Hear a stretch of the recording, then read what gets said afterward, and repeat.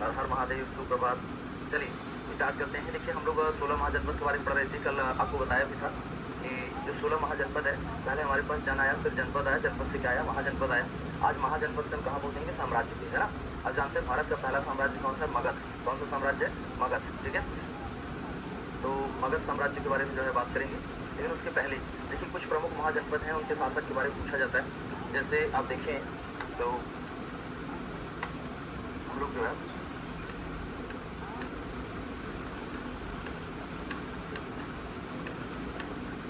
प्रमुख महाजनपद एवं शासक, है ना। प्रमुख महाजनपद एवं शासक देखिएगा। जो सबसे पहला महाजनपद है उसका नाम है अंग, है ना। अंग का शासक कौन था? तो अंग का जो शासक था उसका नाम था ब्रह्मगुप्त। अंग का शासक कौन था? तो अंग का शासक बेटा कौन था? ब्रह्मगुप्त। ठीक है। नंबर 2 काशी। काशी का शासक कौन था? अश्वसेन, है ना। काशी का शासक कौन था? अश्वसेन। ठीक है। तो नंबर 3 अवंती, है ना। अवंती का शासक कौन था?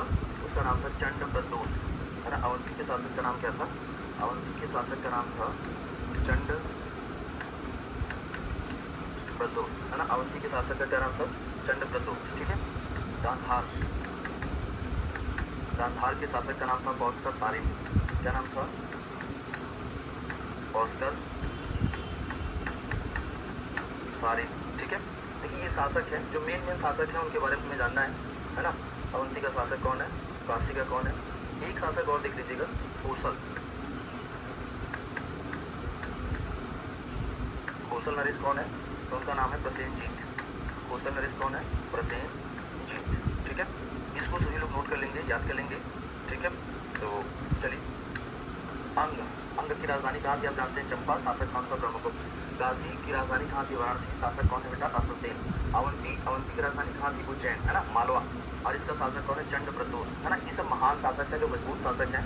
इनके बारे में कभी कभी पूछ लिया जाता है। गांधार जो कि पाकिस्तान में पड़ता था, इसका शासक कौन था? पौष्कर सारिन, है ना। तो कोसल नरेश कौन थे? प्रसेनजीत। ठीक है।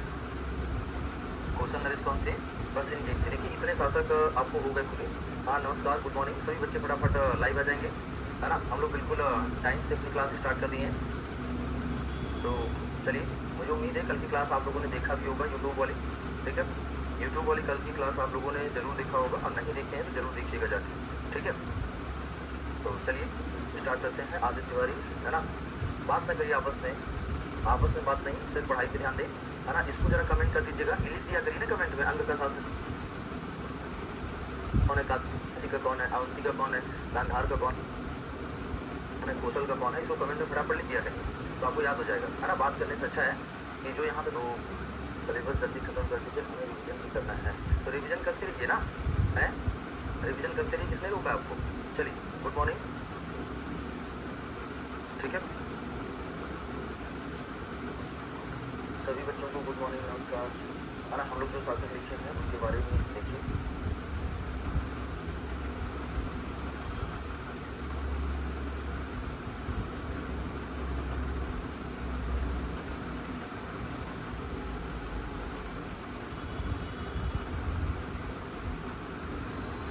चलिए अब हम लोग देखिए बात करेंगे मगध जो है साम्राज्य, है ना। भारत का जो पहला साम्राज्य बना था वो कौन सा बना था? मगध। ठीक है। स्क्रीन ब्लैक हो गई, दिखाई नहीं दे रहा है क्या? ये बताइए, दिखाई नहीं दे रहा आपको?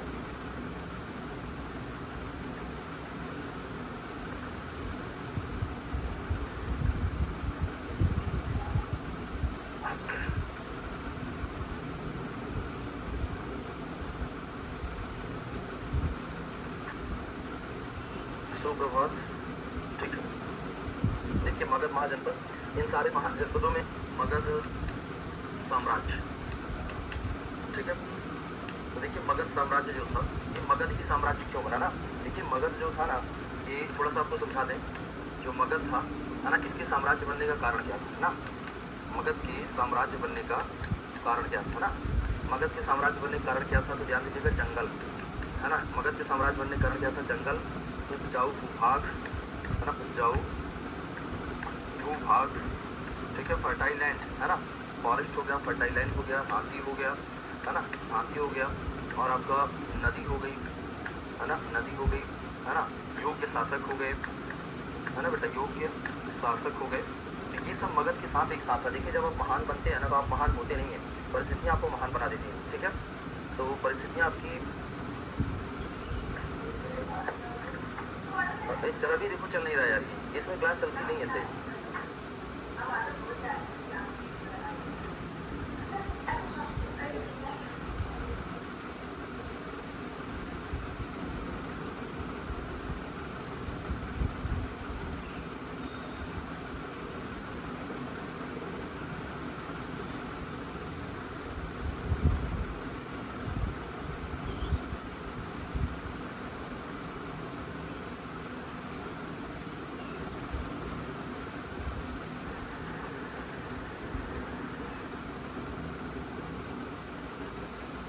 बहुत बढ़िया, है ना, जंगल था, उपजाऊ भूभाग था, हाथी था, नदी था, योग्य शासक था। मैंने आपको बताया ना कि बेटा कोई व्यक्ति महान होता नहीं है, परिस्थितियाँ उसको महान बना देती हैं, है ना। तो याद रखिएगा परिस्थितियों का आपके महान बनने में परिस्थितियों का बहुत बड़ा रोल होता है। ठीक है, परिस्थितियाँ ही होती हैं जो व्यक्ति को डिसाइड करती हैं कि आप कहाँ जाएंगे।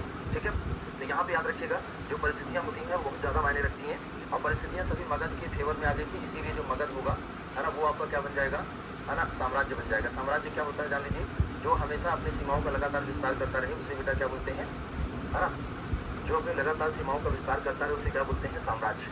तो अगर आपसे कोई पूछे साम्राज्य क्या होता है, तो सदैव सीमा का विस्तार, है ना। जो साम्राज्य होता है अपनी सीमाओं का लगातार क्या करता है, सीमा का विस्तार करता है ना। तो याद रखिएगा लगातार अपने आप को क्या करता है, एक्सप्लोर करता है ना। तो एक्सप्लोर ऑफ बाउंड्री, है ना, जो अपनी बाउंड्री को हमेशा बढ़ाता रहे उसे क्या बोलेंगे, साम्राज्य। जरा बता दीजिएगा साम्राज्य क्या होता है। तो साम्राज्य वो होता है जो अपनी सीमाओं को जीत कर हमेशा आसपास के राज्यों को जीत कर अपने मिलाता रहता है, उसे बेटा क्या बोला जाता है, साम्राज्य बोला जाता है। ठीक है, तो पहला ऐसा करने वाला शासक कौन हुआ, ऐसा करने वाला महाजनपद कौन सा था, मगध।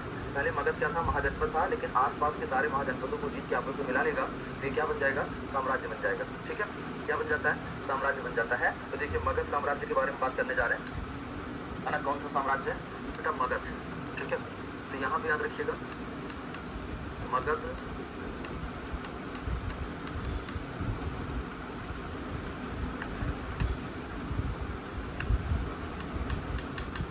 अंपायर, मगध साम्राज्य। देखिए मगध साम्राज्य में सबसे पहला जो शासन करेगा उसका नाम था हर्यक वंश। क्या नाम था, तो आपको याद रखना है जो सबसे पहला शासन करने वाला वंश था हर्यक वंश। हर्यक वंश के बाद कौन सा वंश आएगा बेटा, शिशुनाग वंश। कौन सा आएगा, हर्यक वंश आएगा, शिशुनाग वंश आएगा, और कौन सा वंश आएगा, नंद वंश आएगा। ठीक है, याद रखिएगा कोल वंश के पहले मगध पे शासन करने वाले इतने वंश हैं, है ना। हर्यक वंश आएगा, शिशुनाग वंश आएगा, नंद वंश आएगा, है ना। जो हर्यक वंश है इसका टाइम देखिएगा, है ना। हर्यक वंश का जो टाइम है, हर्यक वंश का जो टाइम है कि 544 से 412 ईस्वी तक रहेगा। ठीक है, हर्यक वंश का टाइम 544 से 412। शिशुनाग वंश का टाइम 412 से 344 तक। ठीक है, ईसा पूर्व में है ये, इनके टाइम वैसे इतना ज़्यादा इंपॉर्टेंट है, टेंशन में लीजिएगा ना। ये 344 से, है ना, 322 तक, ये सबके टाइम याद कर लीजिएगा। मगध पे पहला साम्राज्य जो शासन करने वाला वंश होगा उसका नाम क्या था, हर्यक वंश। क्या नाम था इसका, हर्यक वंश। मगध पे शासन करने वाला जो पहला वंश है बेटा उसका नाम क्या है, हर्यक वंश, शिशुनाग वंश, नंद वंश। टाइम याद करिएगा 544 से 412, 412 से, है ना। तो ध्यान दीजिएगा 80 लिख करके ये क्या हो जाएगा बेटा, BC हो जाएगा ना। जब भी उल्टा लिखा जाए तो समझ जाए कि यह BC है ना। इससे ज़्यादा है फिर कम है, इसका मतलब हम किसकी बात कर रहे हैं, BC की बात कर रहे हैं। ये भी BC में है ना, ये सब ईसा पूर्व की बात की जा रही है। ठीक है, चलिए अब हम लोग आगे बढ़ते हैं। तो अब जानते हैं हर्यक वंश, शिशुनाग वंश, नंद वंश, है ना। तो सबसे पहला वंश अब कौन सा पढ़ेंगे, हर्यक वंश। सभी बच्चे एक बार कमेंट कर देंगे मगध पे जो शासन करने, हाँ हर्यक वंश, बहुत बढ़िया मुस्कान पांडे। हर्यक वंश, शिशुनाग वंश, नंद वंश, वेल डन, एक्सीलेंट, है ना। चलिए सबसे पहले अब हम लोग अगले पेज पे चलेंगे, हर्यक वंश के बारे में पढ़ेंगे। कौन सा वंश पढ़ेंगे बेटा, तो याद रखिएगा हर्यक वंश। ठीक है, तो इसके बारे में याद रखिएगा जो हर्यक वंश है, हर्यक वंश को पितृहंता वंश के नाम से जानते हैं ना। ये लोग अपने पिता के हत्यारे थे, क्या कहा जाता है, पितृहंता वंश कहा जाता है। ठीक है, हर्यक वंश। यहाँ जो शासक होंगे सबसे पहला शासक कौन होगा, तो याद रखिएगा बिंबिसार होगा। कौन होगा सबसे पहला शासक, बिंबिसार होगा, है ना। बिंबिसार के बाद अगला कौन होगा, तो याद रखिएगा अजातशत्रु होगा, है ना, अजातशत्रु होगा। ठीक है, अजातशत्रु के बाद याद रखिएगा कौन होगा, उदयन होगा। कौन होगा, उदयन, है ना। इनका क्रम है, याद रखिएगा महान शासक एक है जिनके बारे में हमें जानना है। ठीक है, याद रखिएगा बिंबिसार, अजातशत्रु, उदयन। जो बिंबिसार है इसके बारे में देखिएगा, ये हर्यक वंश का संस्थापक था, है ना, हर्यक वंश का संस्थापक, है ना, हर्यक वंश का संस्थापक एवं, ठीक है, मगध साम्राज्य का भी संस्थापक था, मगध, है ना, तो हर्यक वंश का संस्थापक तो था ही, लेकिन साथ ही साथ मगध साम्राज्य का भी क्या था, मगध साम्राज्य का संस्थापक, ठीक है। आपको दिखाई दे रहा है, एकदम क्लियर है ना, कोई दिक्कत तो नहीं है। तो अगर आपसे पूछा जाए कि मगध साम्राज्य का संस्थापक पूछे या हर्यक वंश का संस्थापक पूछे तो सही आंसर आपको क्या लगाना है बेटा, बिंबिसार लगाना है, ठीक है। अगर आपसे हर्यक वंश या बिंबिसार वंश का जो भी शासक पूछ रहा है तो आपको क्या लगाना है, तो सारे बच्चे याद रखेंगे कि सर जो भी पूछेगा तो हमें क्या लगा देना है, हमें लगा देना है बिंबिसार, है ना, कौन लगा देना है, बिंबिसार। आगे देखिएगा, ठीक है। इसे जो है, जो बिंबिसार है इसे श्रेणिक कहा जाता है ना, बिंबिसार, इसकी जो उपाधि थी, है ना, इसकी उपाधि क्या थी बेटा, तो इसकी उपाधि थी श्रेणिक। बिंबिसार की उपाधि क्या है, तो सारे बच्चे याद रखेंगे कि बिंबिसार की उपाधि क्या है ना, हम अच्छे से लिख देते हैं, इससे आपको दिखाई दे। बिंबिसार की उपाधि क्या है बेटा, श्रेणिक। तो याद रखिएगा यहाँ पे, है ना, बोर्ड की तरफ देखिएगा, पढ़ने पे ध्यान दीजिएगा ना। देखिए हर्यक वंश का संस्थापक था कौन, बिंबिसार, मगध साम्राज्य का भी संस्थापक था, ठीक है। इसकी उपाधि क्या है बेटा, श्रेणिक। उपाधि क्या है इसकी, श्रेणिक, है ना। बिंबिसार के बारे में हम लोग पढ़ रहे हैं, तो याद रखिएगा इसकी उपाधि क्या थी, श्रेणिक थी, ठीक है। उपाधि इनकी क्या है, तो याद रखिएगा उपाधि इनकी बेटा क्या है, श्रेणिक, ठीक है। दिखाई दे रहा है, कोई दिक्कत नहीं है, चलिए, ठीक है। तो देखिए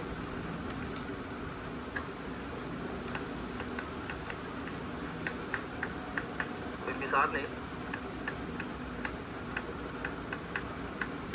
वैवाहिक संबंधों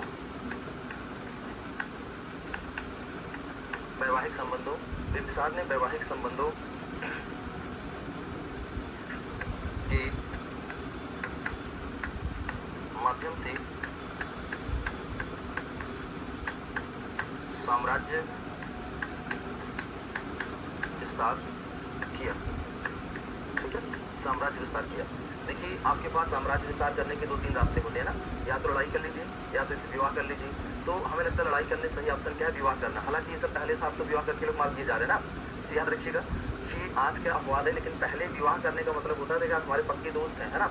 चलिए, तो यहाँ पे याद रखिएगा, तो हाँ, ये सब अपने पिता को मार के जो है शासक बने थे, इसीलिए इसको पितृहंता वंश कहते हैं ना।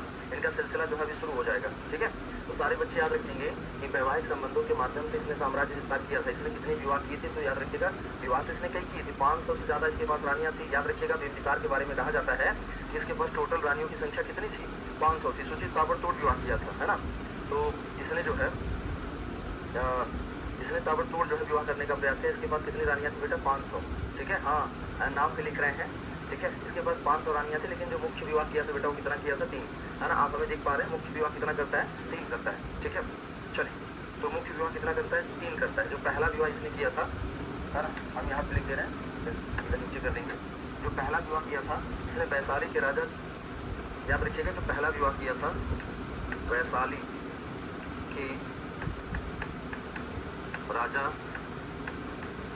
चेटक की पुत्री चेलना से विवाह, चेलना से, है ना। ये वैशाली के राजा चेटक की पुत्री चेलना से क्या करता है, विवाह करता है, ठीक है। नंबर 2 देखिए, ताबड़तोड़ विवाह करेगा ना, ये जो है कौशल नरेश को हरा दिया था, है ना। कौशल नरेश प्रसेनजीत की बहन, प्रसेनजीत की बहन कौशला देवी से विवाह किया था, कौशला देवी से। किससे विवाह करता है, कौशला देवी से। नंबर 3 किससे विवाह करता है, याद रखिएगा मध्य प्रदेश की राजधानी छेमा से। मध्य प्रदेश क्या बेटा, पंजाब ना।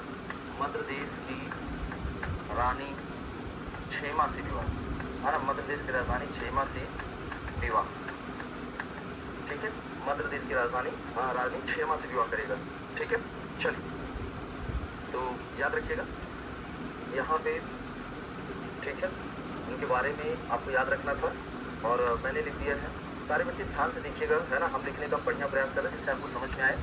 यहाँ देखिएगा बिंबिसार हर्यक वंश का संस्थापक था, इसकी उपाधि बहुत इंपॉर्टेंट है बेटा, क्या उपाधि जरा कमेंट कर दीजिएगा। बिंबिसार की उपाधि क्या थी, एक बार जरा कमेंट करने का प्रयास कीजिएगा, है ना। बिंबिसार की उपाधि क्या थी तो आपको बताना है श्रेणिक। बिंबिसार ने वैवाहिक संबंधों, आपसे पूछेगा बताओ वैवाहिक, जरा कमेंट कर दीजिएगा किससे किससे विवाह कर रहा है ना, फटाफट कमेंट करिएगा बेटा। किससे विवाह कर रहा है, चेलना से, और किससे कर रहा है, कोसला देवी से, और किससे विवाह हो रहा है, क्षेमा से। और सबसे विवाह कर करके क्या करेगा, सबसे विवाह करके दहेज लेगा। हाँ श्रेणिक श्रेणिक श्रेणिक, सब बच्चे श्रेणिक श्रेणिक लिख रहे हैं, बहुत बढ़िया, याद रखिएगा श्रेणिक। अभी आगे और भी टाइटल आएंगे तो मर्ज ना होने पाए। हाँ मुस्कान पांडे, वेल डन। तो इसने 3 विवाह किया था। इसने सबसे बढ़िया विवाह जानते हैं किससे किया था, कौशल नरेश प्रसेनजीत की बहन कोसला देवी से। इसने कोसला देवी से विवाह करके कौशल नरेश प्रसेनजीत को हराएगा, उनकी बहन से विवाह करेगा, और बेटा विवाह करके काशी को दहेज में ले लेगा। काशी इनके बगल में था ना, सबसे पहले महाजनपद जिसको जीता था अंग, काशी को दहेज में ले लेगा। इस प्रकार धीरे धीरे अपने आप को क्या कर रहा है, बढ़ा रहा है। इसका नाम क्या है, बिंबिसार। आगे चल के बिंबिसार की हत्या इसके ही पुत्र अजातशत्रु के द्वारा कर दी जाएगी। और जो बिंबिसार है इसने अपने नाम से एक नया शहर बसाया था। इसकी राजधानी बेटा कहाँ थी, राजगृह। इसकी राजधानी कहाँ थी, तो याद रखिएगा इसकी राजधानी कहाँ थी, तो आपको बताना है सर इसकी राजधानी कहाँ थी, राजगृह। राजगृह का संस्थापक भी कौन है, बिंबिसार है, ठीक है। तो राजगृह का संस्थापक भी कौन है बेटा, तो याद रखिएगा बिंबिसार है, ठीक है। चलिए है ना, आगे बढ़ते हैं। यहाँ पे देखिएगा आप, बस इसके बारे में इतना जानना था, मुझे उम्मीद है कि आपको याद हो गया होगा, है ना। आगे बढ़ते हैं तो देखिएगा अब हम लोग बात करेंगे इसके बारे में, अजातशत्रु के बारे में ना। तो देखिए सबसे पहले अजातशत्रु देख लेते हैं, फिर दाएं लिख लेंगे, है ना। इसके बारे में बात करेंगे, अजातशत्रु, है ना। अजातशत्रु इसने जानते हैं, इसने अपने पापा को जेल में बंद कर दिया था, ठीक है। अपने पापा को जेल में बंद करके बिना खाना पीना दिए लोहा गर्म करके आंख में डाल के मार डाला था। इसने अपने पापा को जेल में बंद करके लोहा गर्म करके आंख में डाल के मार डाला था, बुरी मौत मारा था बिंबिसार को, और उनको मार के सत्ता प्राप्त करेगा, है ना। ये जो है इनको मार के सत्ता कौन लेगा, अजातशत्रु। अजातशत्रु को मार के सत्ता कौन लेगा, उदाइन। उदाइन को मार के सत्ता कौन लेगा, ठीक है। उदाइन को सत्ता याद रखिएगा, उदाइन को मार के सत्ता कौन लेगा, तो सभी बच्चे याद रखिएगा, उदाइन वो अनिरुद्ध, फिर मुंडक, फिर नागदशक, ठीक है। चलिए तो यहाँ है, याद रखिएगा। आगे बढ़िएगा, अजातशत्रु। अजातशत्रु की बेटा देखिए जो उपाधि है, अजातशत्रु की जो उपाधि है ना, अजातशत्रु की जो उपाधि है ना, इसकी उपाधि क्या थी बेटा, कुड़िक। अजातशत्रु की उपाधि क्या थी बेटा, कुड़िक, ठीक है। याद रखिएगा अपने पिता का हत्यारा था, है ना।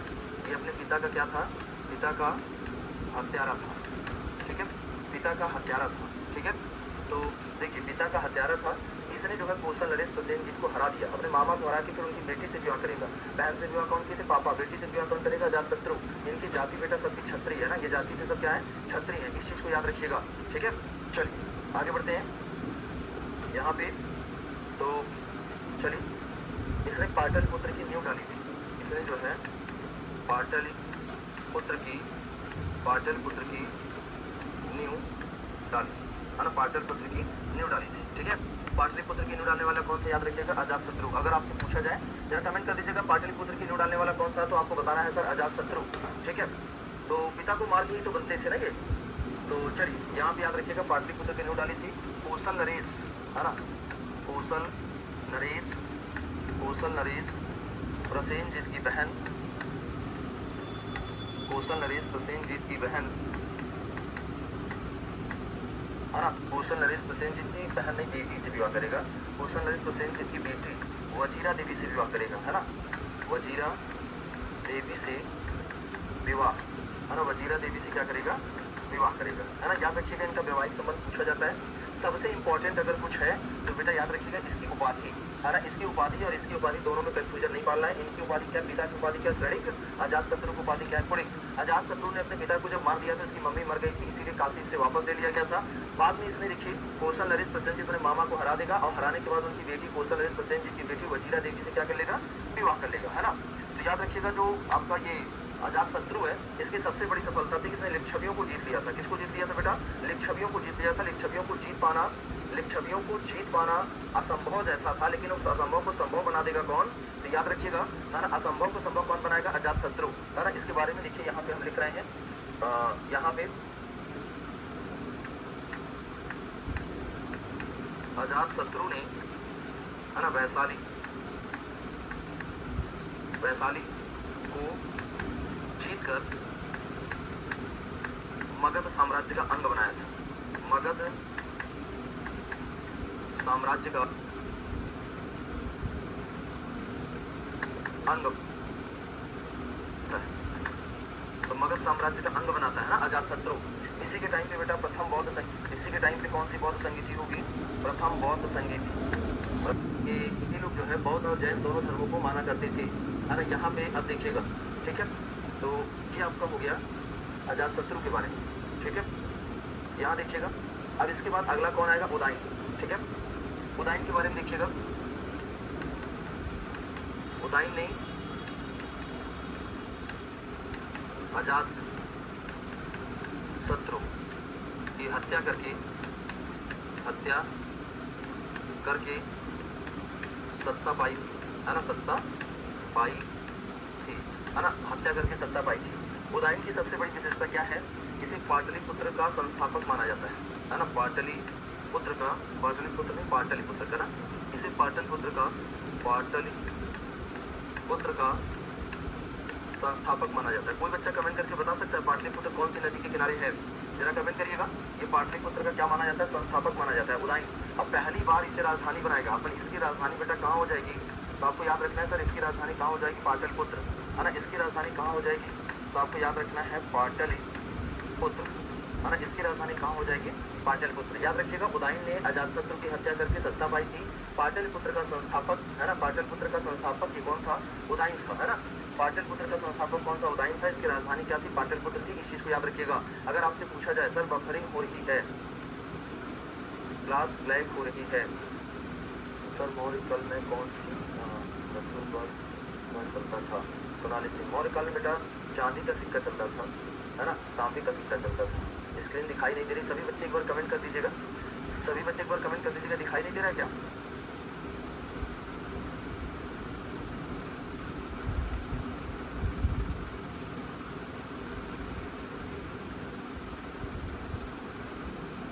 क्लियर नहीं है? दिखाई नहीं दे रहा क्या? चलिए, बफरिंग ब्लैक, ठीक है।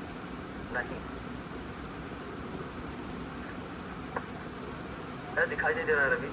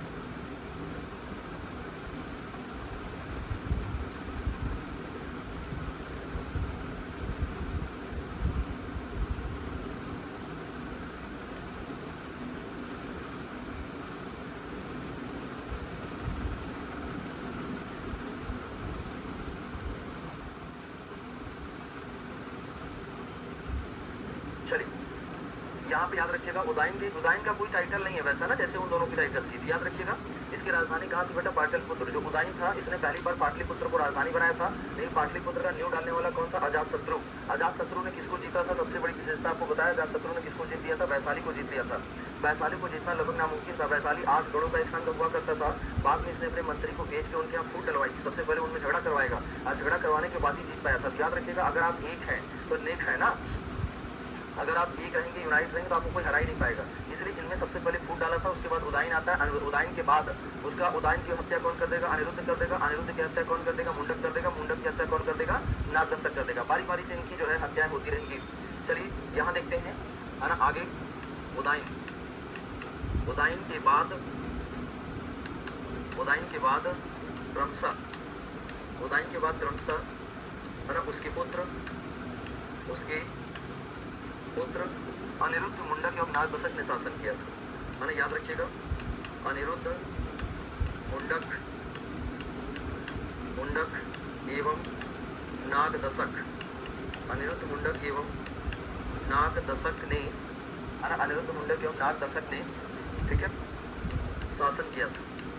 अनिरुद्ध, मुंडक एवं नागदशक ने शासन किया था, ठीक है। तो याद रखिएगा, उदयन के बाद कौन कौन शासन करना बेटा?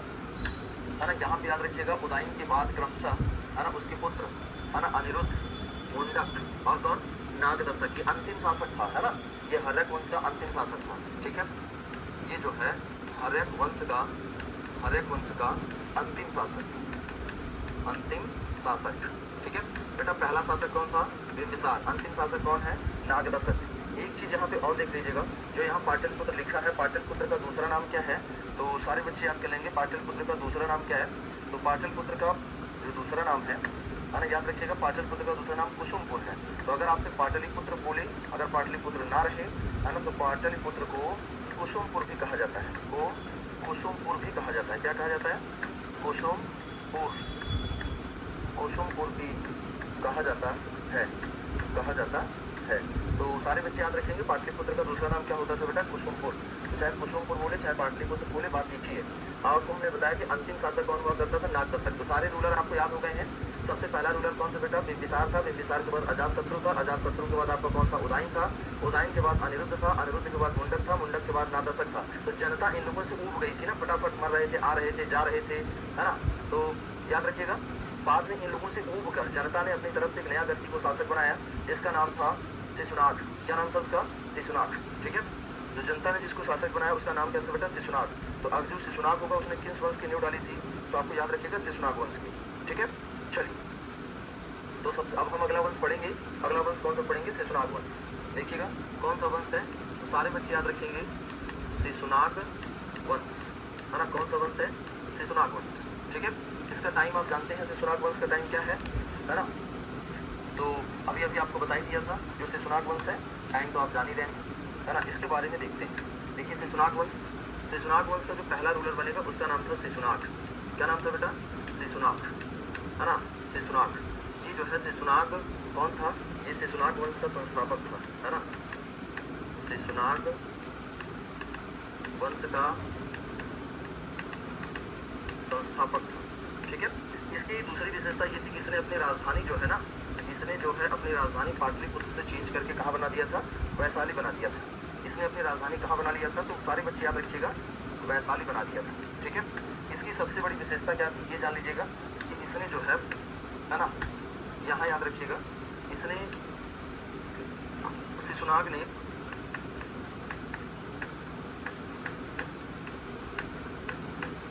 सारे बच्चे याद रखिएगा, है ना, शिशुनाग ने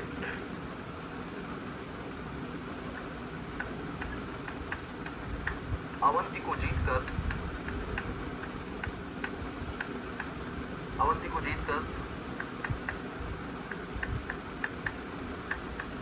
मगध साम्राज्य का अंग बना लिया। तो सारे बच्चे याद रखिएगा, जरा कमेंट कर दीजिएगा अवंती का शासक कौन था। जरा कमेंट करिएगा अवंती का शासक कौन था। एक बार कमेंट कीजिएगा सभी बच्चे, अवंती का शासक कौन था। ठीक है, अवंती का शासक कौन था। ठीक है, तो याद रखिएगा अवंती का शासक कौन था बेटा? चंडप्रद्योत था, है ना। Chandpradyot was ruler of Avanti. Avanti की राजधानी कहाँ थी? उज्जैन, है ना। अवंती को जीतकर मगध साम्राज्य में मिलाने वाला कौन था? उसका नाम क्या था? शिशुनाग, है ना। कौन था? शिशुनाग। ठीक है, तो चलिए, इसके बारे में ज़्यादा नहीं जानना था शिशुनाग वंश के बारे में। शिशुनाग वंश के बारे में आपको याद रखना है सर, ये शिशुनाग वंश का संस्थापक कौन था? तो याद रखना है शिशुनाग वंश का संस्थापक कौन था? शिशुनाग था। इसने राजधानी किसको बना लिया था? वैशाली को बना लिया था। इसके पहले याद रखिए राजधानी पाटलिपुत्र थी। इसकी सबसे बड़ी विशेषता थी, इसने किस राज्य को जीता था? अवंती को जीता था, है ना। ये कौन सा वंश है? शिशुनाग वंश। शिशुनाग वंश का जो दूसरा रूलर होगा उसका नाम होगा बेटा कालाशोक। क्या नाम होगा उसका? कालाशोक, है ना। कालाशोक, या जिसे काकवर्ण के नाम से भी जाना जाता है, कालाशोक या काकवर्ण, है ना। ये कौवे से भी गोरा था, इसीलिए इसका नाम था कालाशोक। इसका चेहरा देखने के बाद दिन बड़ा खराब बीतता था ना, इसीलिए इसका कालाशोक नाम था। याद रखिएगा, इसी के टाइम पे द्वितीय बौद्ध संगीति का आयोजन होगा। बौद्ध धर्म को ये माना करता था। ये फिर से अपनी राजधानी जो है वैशाली से बदलकर कहाँ ले जाएगा? पाटलिपुत्र ले जाएगा, है ना। ये कालाशोक के बारे में है ना, याद रखिएगा। इसके बारे में थोड़ा सा लिख लीजिएगा, है ना। इसने जो है अपनी राजधानी, है ना, राजधानी वैशाली से, है ना, वैशाली से पुनः पाटलिपुत्र, वैशाली से पुनः पाटलिपुत्र ट्रांसफर कर दी, है ना, ट्रांसफर कर दी। तो याद रखिएगा, इसने अपनी राजधानी किसको बना लिया था? तो सारे बच्चे जानते हैं, वैशाली से पुनः राजधानी कहाँ ले जाएगा बेटा? पाटलिपुत्र ले जाएगा। पाटलिपुत्र का संस्थापक कौन है आप जानते हैं? उदयन है ना। इसी के टाइम पे द्वितीय बौद्ध संगीति का आयोजन हुआ था। कौन सी बौद्ध संगीति हुई थी? द्वितीय बौद्ध संगीति का आयोजन, है ना। द्वितीय बौद्ध संगीति का आयोजन, है ना, इन्हीं के टाइम पे हुआ था, है ना, द्वितीय बौद्ध संगीति का आयोजन। ठीक है, तो याद रखिएगा सेकेंड बौद्ध काउंसिल है ना, सेकेंड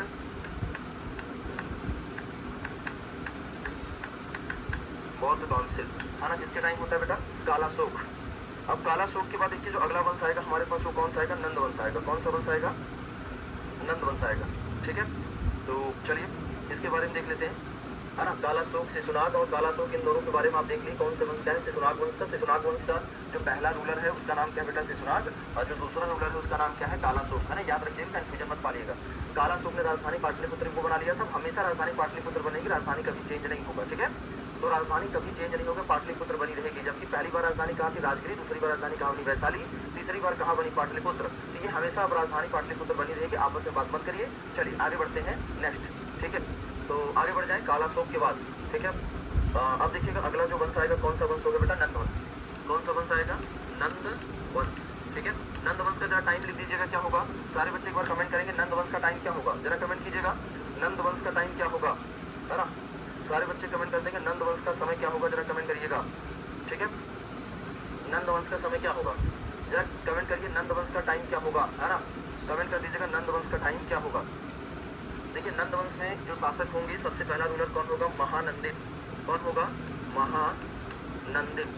ठीक है, ये महानंदिन के बारे में बस इतना जानना है कि महानंदिन कौन था, ये नंद वंश का संस्थापक था, है ना। नंद वंश का ये क्या था, फाउंडर था।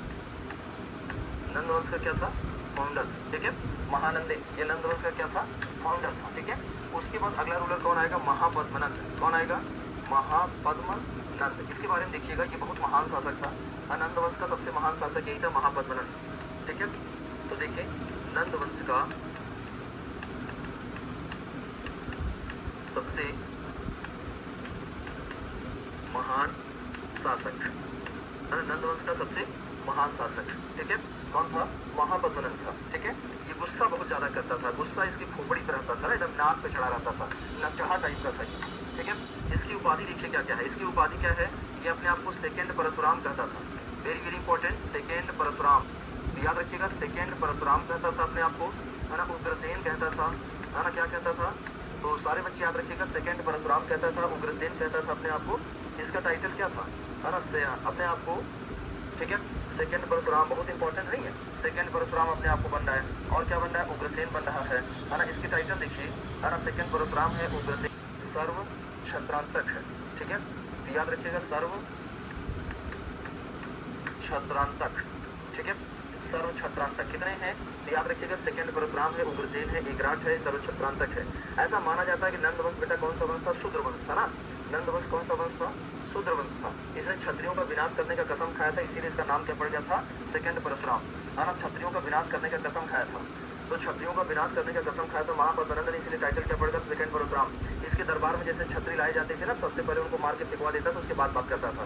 ये छत्रियों को एकदम याद रखिएगा बिल्कुल भी लाइक नहीं करता था, हाँ। छत्री विहीन धरती करने की कसम खाई थी, एक भी छत्री बचने न पाए धरती। वैसा क्यों था, क्योंकि बेटा छत्रियों ने सबसे ज्यादा हत्या किसकी की थी, शूद्रों की। इसके पहले जब आपका वंश था, हर्यक वंश था, शिशुनाग वंश था, क्षत्रिय वंश था ना, वो लोग हत्या किसकी किए थे, शूद्रों की। पहली बार सत्ता किसके हाथ में आई, शूद्र की। तो क्रिया प्रक्रिया का नियम चल रहा, बदला चल रहा है ना, बदला ले रहा है। तो याद रखिएगा सेकेंड परशुराम। उग्रसेन का मतलब अग्रेसिव हो जाता था बात बात में।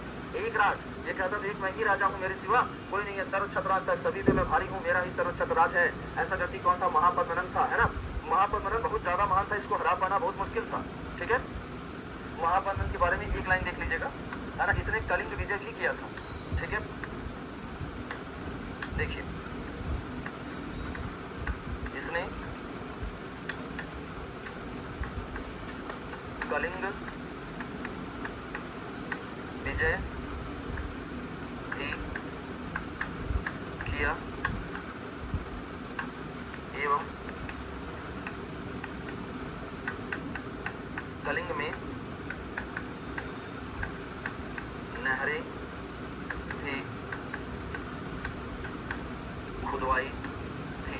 तो कलिंग विजय करने वाला, नहर खुदवाने वाला शासक कौन था, उसका नाम है महापद्मनंद, है ना। याद रखिएगा, बार बार पूछा जा सकता है आपसे, नंदवंश। अब इसके बाद देखिएगा, है ना। अब बेटा नंदवंश के बाद अगला जो मतलब अगला नंदवंश का रूलर होगा महापद्मनंद के बाद, वो कौन होगा, घनानंद। कौन होगा, तो आपको याद रखना है सर, अगला कौन होगा, घनानंद। घनानंद, घनानंद या याद रखिएगा धननंद।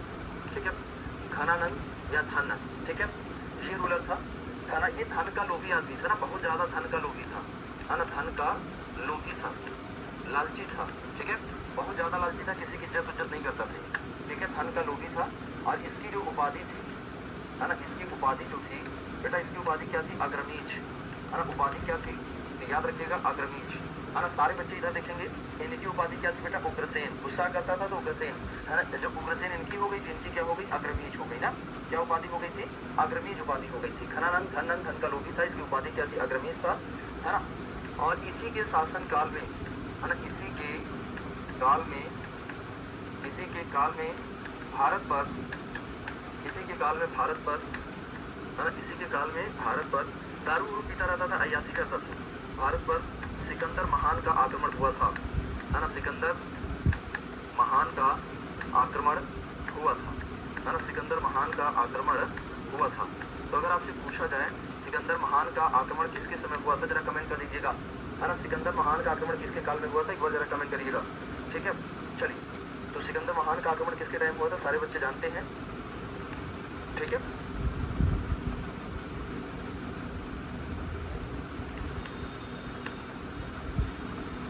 मेरी बात समझ गए, सिकंदर महान का आक्रमण किसके टाइम होता था, तो याद रखिएगा जो नंद वंश के शासक हैं, है ना, यहाँ पे देखिए, यहाँ पे हम लिख दे रहे हैं नंद वंश के शासक जैन धर्म को मानते थे, है ना।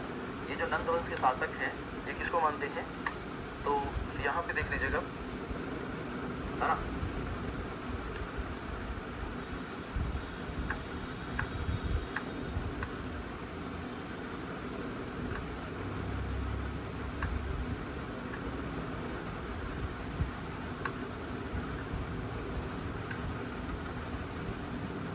हाँ देखिए, नंद वंश, है ना, नंद वंश के शासक, नंद वंश के शासक जैन धर्म को मानते थे। कौन से धर्म को मानते थे, जैन धर्म को मानते थे, ठीक है। यहाँ तक तो कोई दिक्कत नहीं होनी चाहिए, है ना बेटा। जैन धर्म के, नंद वंश के शासक किस धर्म को मानते थे, जैन धर्म को ना। ये बड़ा विद्वान था, है ना, बड़े विद्वान लोग थे। इसने ही पहली बार अपमान किया था किसका, चाणक्य का। इसके टाइम पे जब सिकंदर का आक्रमण होता है घनानंद के टाइम पे, तो चाणक्य महोदय उस समय तक्षशिला विश्वविद्यालय में आचार्य थे, है ना। संजीव कुमार सर, मेरा कमेंट नहीं दिख रहा है क्या, भैया ये बताओ, अच्छा हम पढ़ाएं कि आपका कमेंट देखें, एक बार मुझे ये बता दो, ठीक है। आप लोग बता दो, मैं कमेंट ही देखा करूँ। सर्वजीत कुमार, है ना, जरा बताएं, कमेंट नहीं दिखता है तो मान लीजिए अगर किसी कमेंट नहीं पढ़ा गया तो ऐसा लिखते हैं कि सर मेरा कमेंट नहीं दिख रहा है क्या, आप बताओ, ठीक है। तो मैं यहाँ लिखूँ या पढ़ाऊँ या आपका कमेंट देखूँ, सर्वजीत कुमार जरा बता दो बेटा, तो चलिए, ठीक है। यहाँ देखिएगा, दयानंद नहीं घनानंद, कुछ लिख रहे हैं दयानंद, यहाँ याद रखिएगा। सर स्क्रीनशॉट क्यों नहीं होता है, प्रिंसी पांडे, यार स्क्रीनशॉट आपका एप्लीकेशन पे नहीं होता है, यूट्यूब पे होता है ना। तो यहाँ बेटा आपको लिखना पड़ेगा या तो बाद में वीडियो देखना पड़ेगा, यहाँ स्क्रीनशॉट जैसी सुविधा नहीं होती है ना एप्लीकेशन पे। चलिए आगे बढ़ते हैं। तो याद रखिएगा सिकंदर महान का आक्रमण इसी के टाइम पे होता है, सिकंदर महान का आक्रमण। तो दिव्यांशु लिख रहे हैं, संजीव कुमार का कमेंट देखिए। चलिए, ये सारे बच्चे एक बार ये बता दें कि कल जो है आप लोगों ने यूट्यूब पे क्लास देखी थी क्या, कल मैंने बोला था आपसे लाइव आने के लिए, इसमें कितने बच्चे आए थे, आप लोग आए थे, जरा बता दीजिएगा। अगर नहीं आए थे तो एक बार वीडियो देख लीजिएगा, जरूर देखा करिएगा, उसमें ओवरऑल हिस्ट्री आपकी रिवाइज हो जाती है, ठीक है। और यहाँ पे मैंने बता दिया था, इसने जो है जो घनानंद है, इसने बेटा चाणक्य का अपमान किया था, और चाणक्य का अपमान करने के बाद, चाणक्य का अपमान करने के बाद ही चाणक्य ने कसम खाया था कि मैं इस वंश को नष्ट करके नए वंश की नींव डालूंगा। और फिर चाणक्य महोदय ने चंद्रगुप्त मौर्य की सहायता से घनानंद को बर्बाद करके नंद वंश की नींव डाला था। चाणक्य ने कहा था कि मैं शिक्षक हूँ, प्रलय और सृष्टि दोनों शिक्षक की गोद में पलते बढ़ते हैं, ऐसा बात बोलने वाला कौन था, चाणक्य था। इसने चाणक्य का अपमान कर दिया तो बड़े दरबार में ना, जब ये दारू पी रहा था, नाच चल रहा था, समाचार नाच चल रहा था, देख रहे थे। चाणक्य महोदय तक्षशिला पाकिस्तान से कहाँ आते, पाटलिपुत्र आते हैं। तो उन्होंने कहा जब मुल्क खतरे में हो तो राजा को इस तरह से डांस देखने का, दारू पीने कोई अधिकार नहीं है, ना। याद रखिएगा, इसका मूड खराब हो गया, इसने सोचा कि कबाब में हड्डी कौन आ गया। इसने चाणक्य महोदय का शिखा पकड़ के पूरे दरबार में नचाया, अपमानित किया। तभी चाणक्य महोदय ने सोचा था कि हम इस वंश को नष्ट करके नए वंश की नींव डालेंगे, ठीक है बेटा। तो याद रखिएगा, नंद वंश के बाद अगला वंश कौन सा आएगा, मौर्य वंश आएगा, ठीक है। जिन्होंने नहीं देखा था यूट्यूब की क्लास, वो आज देख लेंगे, ठीक है। सारे बच्चे आज क्लास देख लेंगे, उसको देखा जरूर करिए यूट्यूब की क्लास, है ना, उसमें ओवरऑल हिस्ट्री रिवाइज हो जाती है। जो आपका बेटा टॉपिक वाइज है, ये तो आपका चल ही रहा है ना। आप देखिए, ये टॉपिक हो गया, इसके बाद एक दिन इसका क्वेश्चन कराएंगे, इसके बाद फिर मौर्य वंश पढ़ेंगे, है ना। कौन सा वंश पढ़ेंगे, तो याद रखिएगा, ये टॉपिक हो गया, इसके बाद मौर्य वंश पढ़ेंगे, ठीक है। तो सर आए थे, जो बच्चे आए थे उनका धन्यवाद, जो नहीं आए थे तो बेटा आया करिए, जो नहीं आए थे आज वीडियो देख लेंगे, है ना। उसको देख के एक ही क्वेश्चन आप देख लीजिए, सारे क्वेश्चन कोई भी एग्जाम देंगे उसी से मिल जाएंगे।